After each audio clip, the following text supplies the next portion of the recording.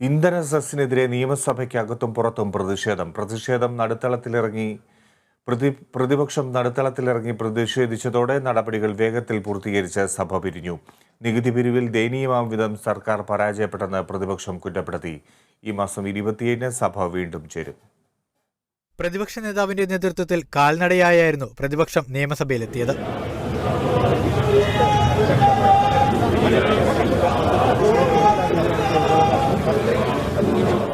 സഭയ്ക്കകത്ത് പ്ലക്കാർഡുകൾ ഉയർത്തിയും മുദ്രാവാക്യങ്ങൾ വിളിച്ചും പ്രതിഷേധം തുടർന്നതോടെ സഭാ നടപടികൾ പെട്ടെന്ന് തന്നെ പൂർത്തീകരിച്ചു. നിയമസഭാ കവാടത്തിന് മുന്നിൽ സത്യാഗ്രഹം ഇരുന്ന പ്രതിപക്ഷ എംഎൽഎമാരെ മുഖ്യമന്ത്രിയും ധനകാര്യമന്ത്രിയും പുച്ഛിച്ചു തള്ളിയെന്ന് പ്രതിപക്ഷം ആരോപിച്ചു. സർക്കാരിന്റെ ജനവിരുദ്ധ നടപടിക്കെതിരെ ഫെബ്രുവരി 13, 14 തീയതികളിൽ രാപ്പകൽ സമരം നടത്തുമെന്ന് വി.ഡി. സതീശൻ അറിയിച്ചു.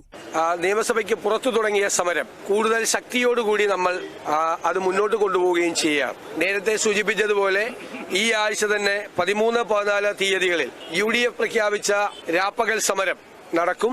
അതോടൊപ്പം തന്നെ UDFിലെ വിവിധ ഘടകകക്ഷികൾ അവർ യോഗം ചേർന്ന് വിവിധ വൈവിധ്യമാർന്ന സമരപരിപാടികൾ രൂപം കൊടുത്തിട്ടുണ്ട്.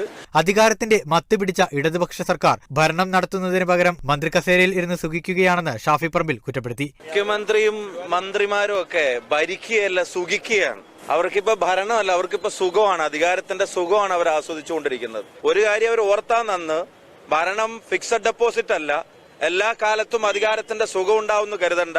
സംസ്ഥാനത്തുടനീളം കഴിഞ്ഞ ദിവസങ്ങളിൽ കോൺഗ്രസിന്റെയും യൂത്ത് കോൺഗ്രസിന്റെയും നേതൃത്വത്തിൽ ശക്തമായ സമരങ്ങളാണ് അരങ്ങേറിയത്. വരും ദിവസങ്ങളിലും സമരം തുടരുവാനാണ് പ്രതിപക്ഷത്തിന്റെ തീരുമാനം.